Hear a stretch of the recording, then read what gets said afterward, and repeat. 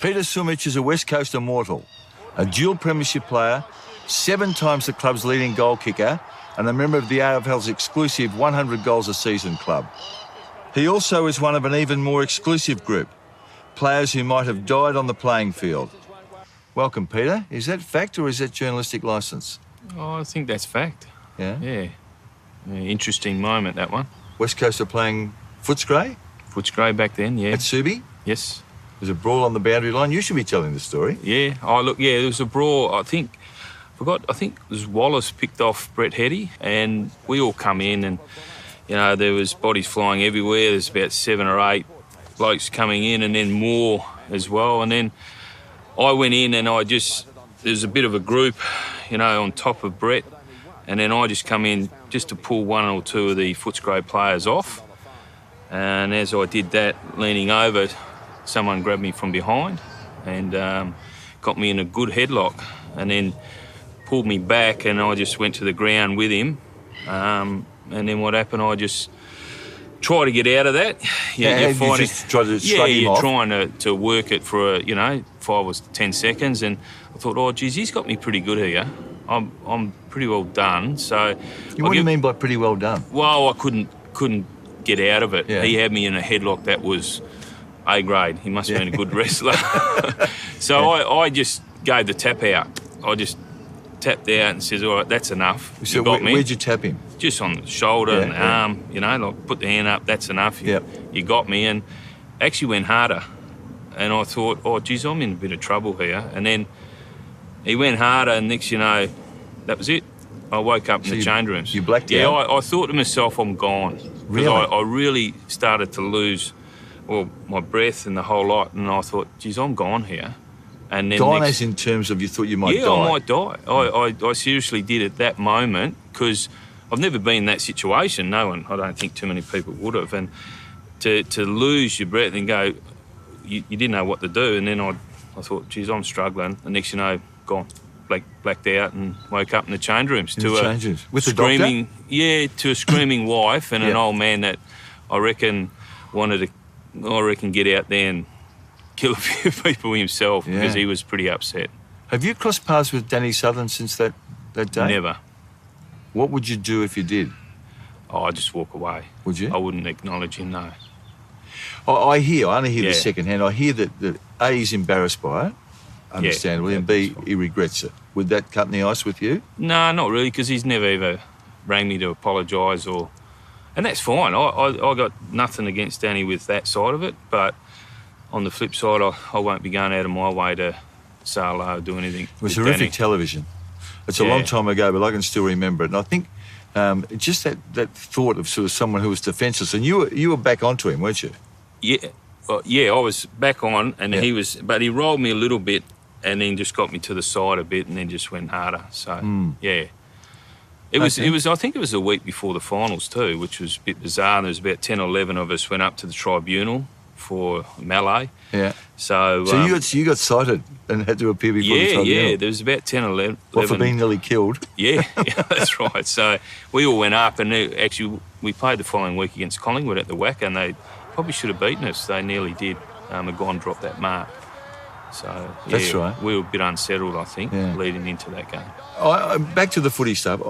This is an honest assessment. I don't think you get the kudos you deserve. I mean, you're still West Coast's leading goal kicker of all time. You kicked 111 goals one year. That year you kicked 111. You also kicked 89 points. Did you know that? Yeah. So it's 200 scoring shots. Now, you know Plugger never had 200 scoring shots in any season. Yeah, Look, we had a great year that year, of course, the club made the grand final, but yeah, I'll probably kick 30 out in the full, Mike. I think you're forgetting those. No, I didn't forget. I wasn't brave enough to remind you of that. Oh, no, I just had one of those years. Everything fairly worked for me, and, I had plenty of shots on goal and missed a lot of easy ones, got a lot of difficult ones. It's just one of those years, and it just worked out well for me. You're kicking. You've been, I suspect, haunted by it at different times. Yeah. It still brought you more than 500 goals. How would you rate yourself as a kick? Did you just have the normal left-footer's fragility about you, or were you a bit wayward? A little bit wayward, but I think a lot of people got in my head at a certain stage. I was just a little bit easygoing. I was free-flowing with my routine. Didn't have really a set one, but just free flowed. But when I started to miss a couple, a lot of people then got in my ear about, you should look at this, and I got confused, and then it probably made me worse. But then I sorted it out after, knew why, because I actually looked at and studied Lockett and Dunstall. Did you? Yeah. And looked at they only had really 3 or 4 or 5 steps and then kicked. What about the fact that they were right footers though? And you had that left foot arc, didn't you? Yeah, in close. See, when I was around, 20 to 35 out, I still had that big arc and I was going in, I was probably kicking it too far. So in watching Dunstall and Lockett, I thought, I only need to ease this through. So I just changed it up with, that 4 or 5 steps and then just put it through. It was much easier for me. You seem to us watching, I can't speak for us, for me, you seem much more comfortable at 50, 55 than you were at 15. Fair call? Yes, yeah. Probably because there was less pressure to kick it. And I just got into that free-flowing routine, like I said earlier, just get out and kick it. And I was always one to put a lot of pressure on myself because I always used the term I was paid to kick the goals. Yep. So I used to tell my teammates, kick it to me, I'm paid to kick them. That's what I'm here for. And that's why I took it upon myself a lot from 50, 55 to do that. 92, was it the 92 grand final you kicked 6-1? Yeah. Yeah. You kicked 18 goals in 3 finals that year. Yeah, it was... and that little bloke on the wing, Matera, took all your kudos. Yeah, he got me. I gave him a handball over the top in the grand final, give him his 5th. That would have been my 7th. I don't know, the Norm Smith might have been mine, Mike. Yeah. You never know. No, look, he was brilliant great. that September, was wasn't he? unbelievable. Yeah. He had a great final series. Really Did you play with a more dynamic player than him? I know you've got Kemp and Djakovic and so many good players in that era, but he was explosive, wasn't he? Oh, he's the best I've seen for a long, long time. I don't think I've seen too many even now like that. Probably I was fortunate enough to see Judd in the middle. Peter was playing on the wing. Judd had that explosive, 5 to 10 metres where he just burst through a pack and he'd come out the other end and you couldn't get him. Peter was like that on the wing. Material was a better kick, wasn't he? Yeah. I mean, he could kick it as far Juddy as was really good, but Peter was exceptional. Yeah. That grand final day, 6 goals won. Should you have kicked 7 or not? What was the one that you missed? Yeah, it was in the second quarter. I missed one just before half-time. It was about halfway through the quarter, actually. It's quite interesting. I'll tell you a quick story. And then at half-time, my mum and dad stayed at home, and back then you had the white pages and you just...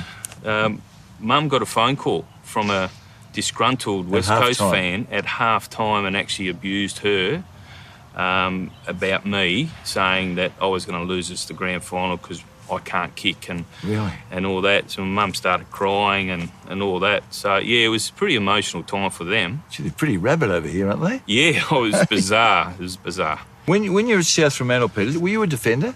No, I started off at full forward and then went to centre forward under Stan Magro and Don Haddo. Yep. When I played my first, I think 8 or 9 games at West Coast under John Todd, I played at centre back. Oh, okay. Yeah, Toddy said to me at the start of the season, said, I'm going to play on the best players so you can learn how to play forward.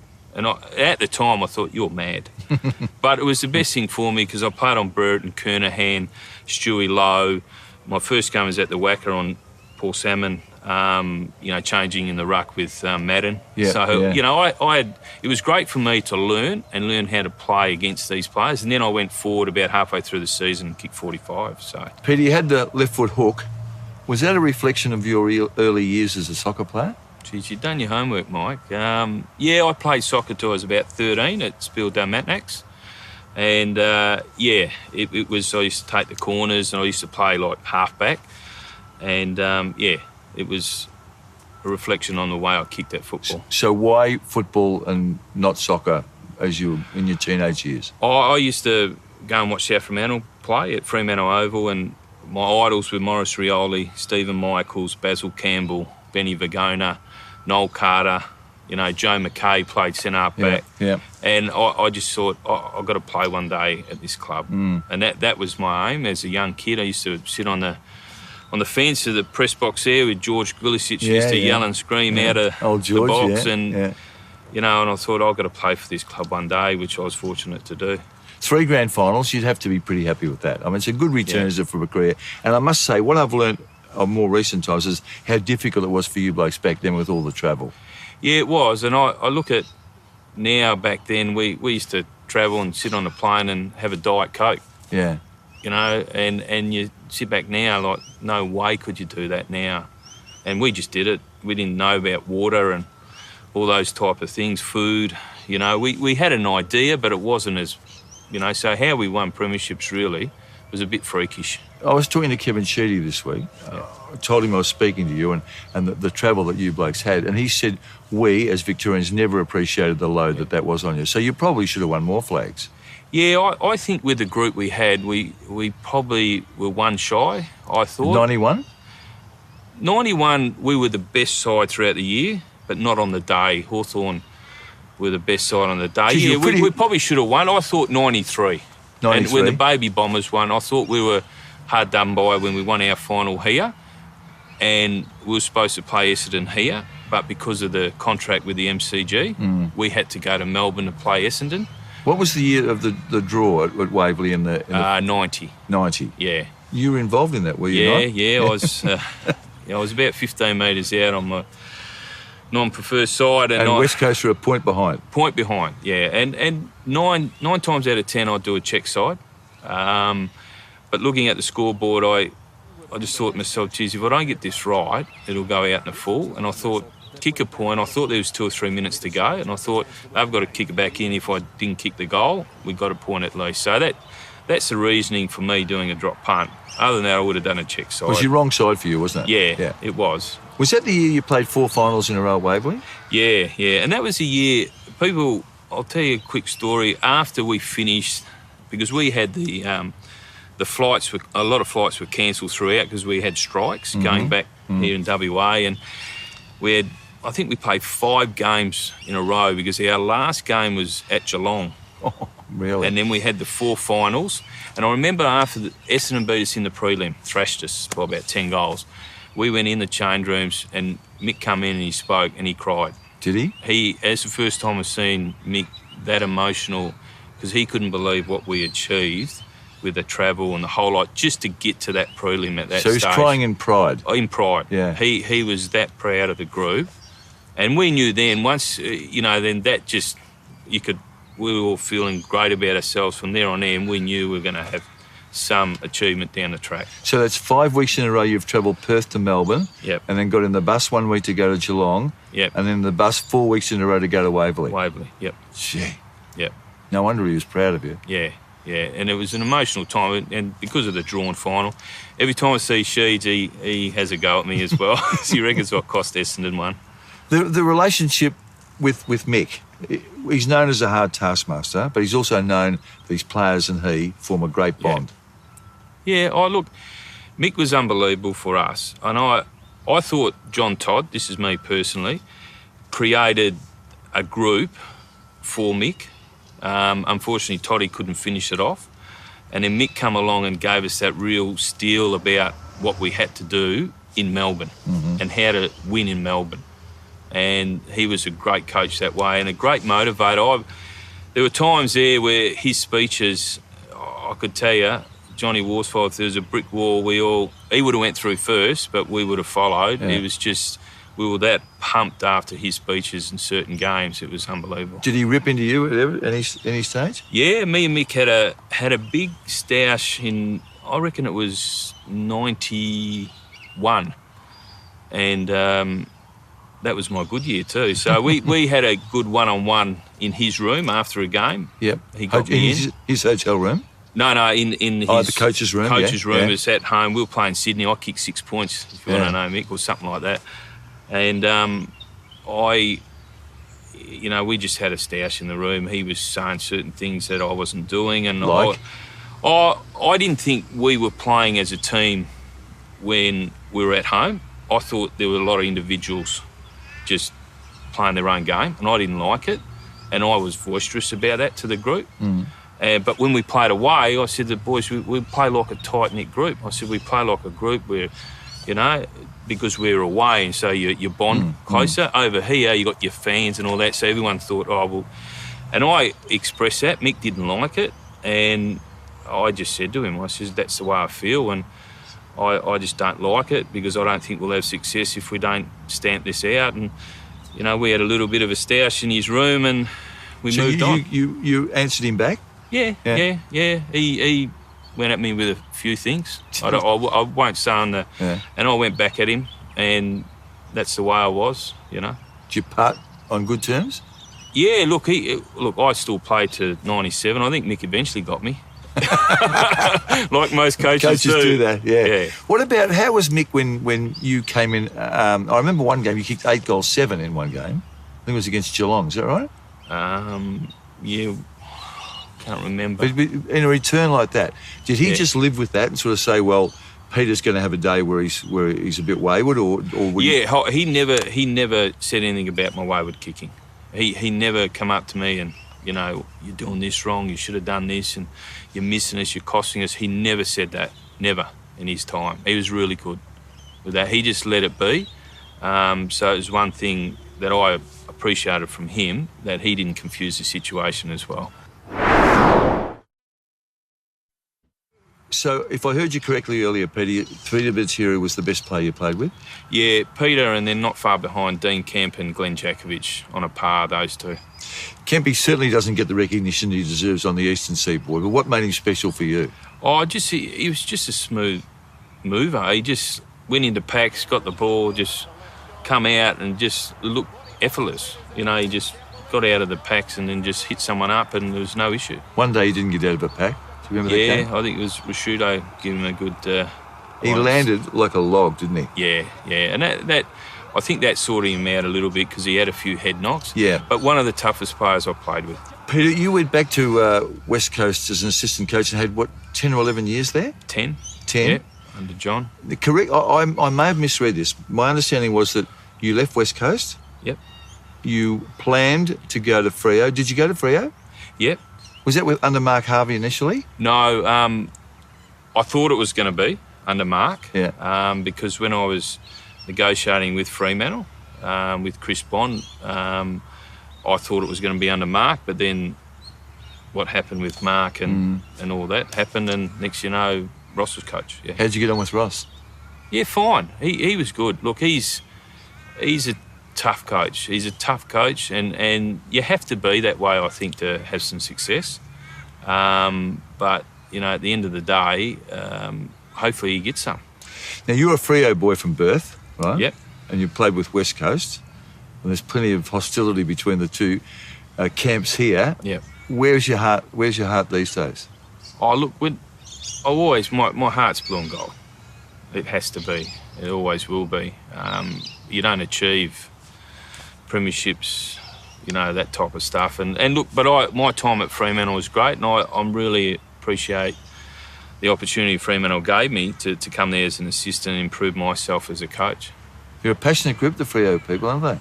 They are, and they need some success, and I feel for them because West Coast have done really well, and as we talked about earlier, Mike, it's hard to win them from over here, very hard. And Fremantle, hopefully in the coming years, they can win one just for the fans, because I think they deserve one. I'll see what your judgment's like. Who do you think has got the better chance, or who will finish higher in 2017 out of the two WA teams? I think West Coast. Yeah, West Coast have got a power forward, and I reckon they got one of the better backlines going around. I think underrated, and if Yo stays back, I reckon they'll be a good chance to finish top 4, and then from there, I think it's whatever, because it's so hard to pick. Kennedy's going to get you a goal kicking record, Peter, too, isn't he? Yeah, it's taken him a fair while. But now, when you were a kid and you were making your way, you've given up soccer, you played AFL, you were a pretty good cricketer too, weren't you? Yeah, I played for Fremantle Cricket Club. My first game, A grade, when I played, my captain was Jeff Marsh. Yeah? Yeah. We had Ken McClay playing, and, you know, it was a pretty good side. And then Marshy went on and played for Australia from there. And, yeah, I was fortunate enough to get picked in the Australian 19s. Yeah, who was captain of that team? Jeff Parker. Played for the Essendon. Victorian, And, I remember. Victorian, great. You bowled that stuff, didn't you? Which is, Yeah, left arm orthodox. did they turn or not? Oh, a little bit. Did they? Only needed to turn a little bit to get the wickets. Just to get the edge. Yeah. So was there ever any dilemma for you about what course you would take between cricket and football? Big time. Was it? Yeah, it was an era where I probably, my old man reckons I should have played cricket. He sits back, my dad Laurie, and he goes, would have been good for you to play cricket. But I achieved what I wanted to out of football, because he always thought I was a better cricketer. And it was before the Warne era, and they were looking for spinners. And when I went and toured that 19s tour in New Zealand, I actually bowled quite well. So I don't know how far I would have went. 2 premierships and big contributions in both those, but was the year when you kicked 111 goals, was that your best year? Yeah, I think so. But I think 92 wasn't too far behind, I reckon. The reason why, I got injured and I missed probably, I think, 5 games, and I kicked 84 goals, but I reckon I had more of an impact just for the side. So, 92 was a pretty good year for me. Your record in big games was good. You kicked an average of better than 3 in your 19 finals. That's good going. Yeah. I was, like I said, we had a fair side running around kicking me the ball, so I was fortunate. And Mick always, that was his philosophy. He wanted players, who played well in finals. He used to rate you on that. If you didn't play well in finals, he'd give you a bit of a go, I reckon, but after a year or two, I reckon he'd move you aside. Yeah. What about the fullbacks that were around at the time? There was a pretty handy collection. Some great ones. Yeah. Who did you least like playing on? Probably Mick Martin. Yeah. Did he rough you up? Yeah, he always tried to rough me up, Mick. And it got early doors. I didn't know how to handle it, but then I got used to it, and I actually went back at him a little bit. It's got back then you hold jumpers, you pinch and all that, and I learned. He's pinching me, and I started pinching him back. He got angry at me. He goes, "What are you doing?" I said, "Well, you're doing it to me. Yeah. Why can't I pinch you? You're not allowed to touch." And he started getting confused because I was actually going back at him. So it took me a few years to learn all those little tricks of the trade. I wonder if he pinched Plugger. Do you reckon Mick would have pinched Plugger? I don't reckon. I don't reckon. So he was tough because he played so close, and he was so negative in the sense that his sole intent was to knock the ball away, wasn't it? Knock the ball away and beat his opponent. Didn't care about anything else. I shouldn't say didn't care. He just, that was his job, and he did it really well. Who backed themselves against you in saying a pure test of they were prepared to back their skills against yours? Silvani and Langford. So Silvani, didn't he hold on to you? Yeah, he did, but he used to back himself in. Langford would, wouldn't he? Yeah. He used to play, we call it term now in footy, assertive, like play in front of me. And it took me probably 3 times in playing on him, or him playing on me, to actually work out how to beat him, because he was playing in front and I didn't know how to. So, it took me a while, and then my probably his latter years, I probably got him a fair bit because he probably lacked the art of pace at the end. But Peter, you've always been an assistant coach. Was there ever an opportunity to either expand your CV then or get a senior job? Yeah, probably in 2007, when Chris Judd, he was going back to Carlton. I think Ratton got employed, he's senior coach at Carlton, first year, and I was going to Carlton. So Brett Ratton rang you about an assistant's job at Carlton? Yeah. And to come along, and so we met over in Melbourne, had a coffee, and I really liked the way he went about things and he spoke, and I thought, no, this is me, I need to go. Yep. Leave West Coast, get to Melbourne, this is my chance, and then hopefully within 2, 3, 4 years I might get a senior job, because you're in the mecca of the Melbourne. Why didn't you go? And then what happened, it just, I suppose the Cousins issue blew up, and then I sat down with Niz and Woosha, and they just said, you can't go, they said, look, really, we want you to stay. What, for the United Front? Yeah. And I thought it over, and I thought I better do the right thing. So I really did the right thing by the club. Do you regret it? I do now, because I don't know if it probably would have cost me a senior job, because like I said, being in Melbourne and being exposed to all those Melbourne clubs, so it probably did at the end cost me a job. That's 10 years ago, Peter. Looking back, on that and what we know now, what are your feelings towards Ben Cousins? Sadness. I just hope everything works out for him down the track. Look, and if it does, it does. You know, it's out of our hands now, and it's been out of our hands for a long time. And you know, we know what went on back then, and I don't want to go over whole ground. I was just going to ask you, what does that mean? We know what went on. Yeah, Mike, I'll get a little bit dirty because, you know, West Coast got slammed a fair bit, which is fair enough, and the media in Melbourne and everywhere, but I reckon there weren't too many backyards clean back then, and that's what upsets me a bit. And one day it'd be nice for Ben actually to come out and actually say what happened and what he's seen and what he's seen around back then and people and all that. I'd love him to come out and say, but he won't. He's not that type of person. So what you're saying to me is that problem that existed at West Coast wasn't specific to the Eagles? No, I think it was broader than that. And I think everyone who understands what we're dealing with now with my children, you know, younger kids at this stage, it's tough. And I think no doubt back then it would have been the same. So we're dealing with an issue in society, and I think it's in clubland that you're dealing with it. And I think the AFL done a great job to curtail it a little bit, but you're always going to have your issues. Do you think it was an epidemic at that time? I think, like I said, I don't think there were too many backyards clean. I don't think anyone can tell me that oh no, the whole, well, back then there would have been 16 sides or whatever.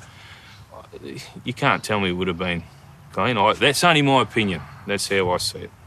Peter, what are we doing at Claremont Showgrounds?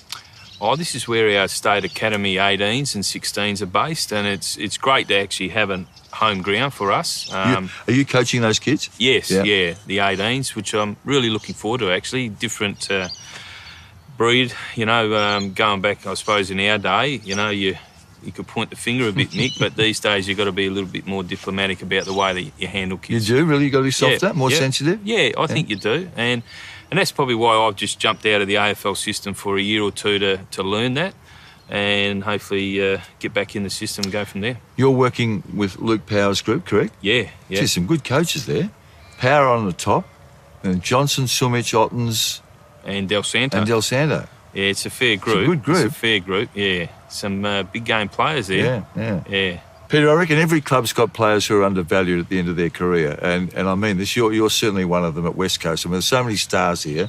I don't think you've got the recognition you deserve, but you've been a huge contributor to the West Coast success. Great to see you and well played. Thanks, Mike.